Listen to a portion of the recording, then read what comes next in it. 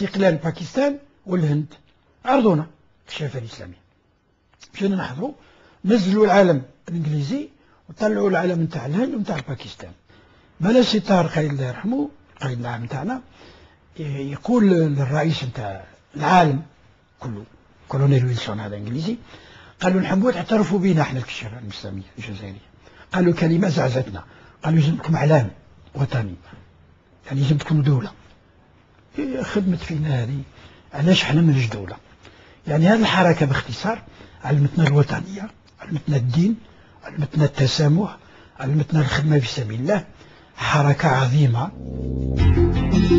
بعد العودة من جمبوري مواسون بدأت تتباين وجهات النظر حول الطريق الذي يجب أن تتبعه الحركة الكشفية حول بعض القضايا المعاشة، فانعقدت عدة لقاءات منها الجمعية العامة بسيدي فرج في 29 مارس 48، وتم انتخاب القيادة الجديدة بكل ديمقراطية، وكان من أعضاء اللجنة المديرة الطه التيجيني وعمر لاغا الأكثر تنافسا على الرئاسة، ولكن تم اختيار محمد بوزوزو رئيسا وبن عبد الوهاب محافظا عاما.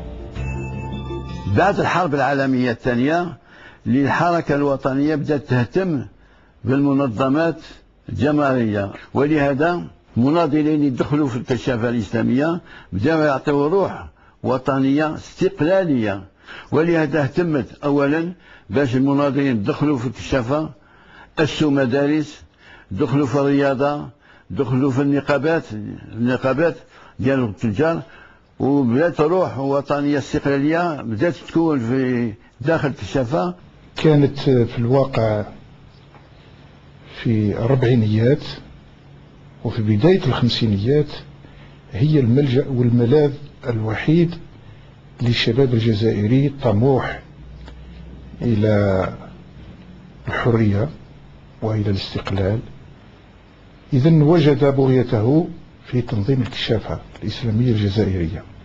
حزب الشعب الجزائري بما أنه كان في الغالب حركة سرية، وكان في كثير من الفترات نتاعو ممنوع من النشاط الرسمي العلني، من المنظمات الكبيرة اللي كانت تمثل ملجأ ومخبأ للمناضلين كانت الحركة الكشفية. داروا تسمي قيادة جديدة وإدارة جديدة للحركة الكشفية، الحركة الكشافة الإسلامية الجزائرية، اللي كانوا ممثلين في الإدارة الجديدة هذه غالبهم من أعضاء حزب الشعب الجزائري.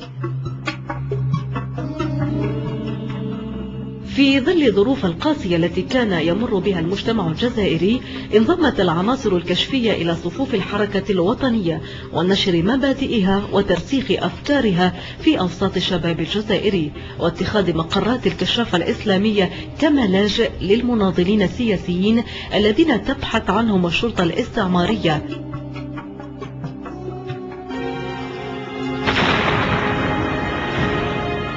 عند اندلاع حرب التحرير سنة 54 تسابقت العناصر الكشفية إلى صفوف الثوار لاحتضان مبادئها والدفاع عنها. لقد تدعمت حرب التحرير بكفاءات شبانية تتمتع بروح انضباط عالية تؤمن باستقلال البلاد بمختلف الوسائل.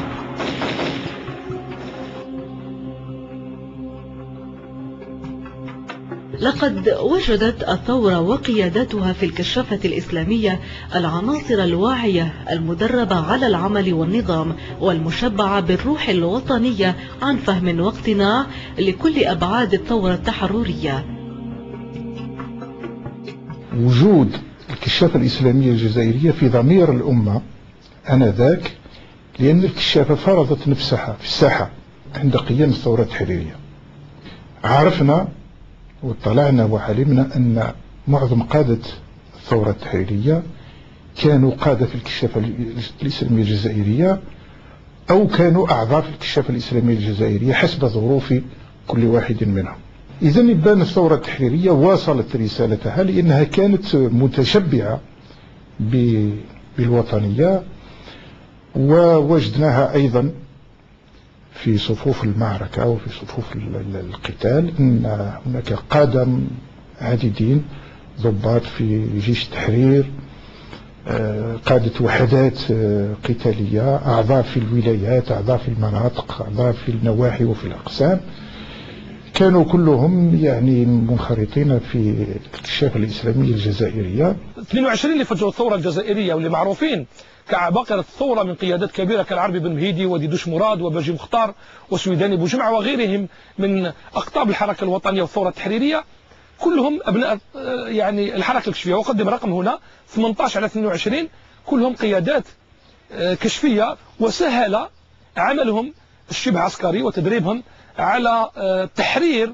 المبادرات والتنظيم والطريقة العديدة اللي خلقت أكبر تنظيم عسكري في التحرك للثورة وأيضا في مواجهة العدو. إن الحركة الكشفية كانت خير خزان تزودت منه الثورة في مجالات التدريب العسكري والتكوين الصحي، وهذا بفضل ما اكتسبته هذه العناصر من خبرات في نشاطاتها الكشفية.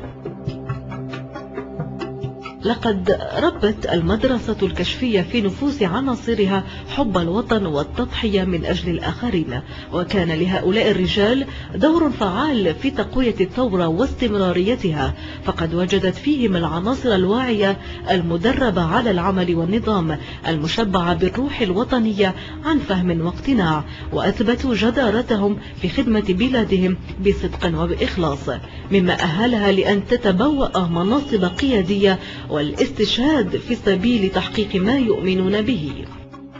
نذكر منهم على سبيل المثال الشهداء باجي مختار، ديدوش مراد، سويداني بوجمعة، زيود يوسف، محمد بوكرة، العربي بن مهيدي وغيرهم كثر. إن العربي بن مهيدي هذا القائد العظيم الذي تربى في الكشافة ونهل من مبادئها في حب الوطن استشهد في السجن تحت التعذيب، وهو الذي قال لأحد جلاديه بجار: إننا سننتصر لأننا نمثل المستقبل.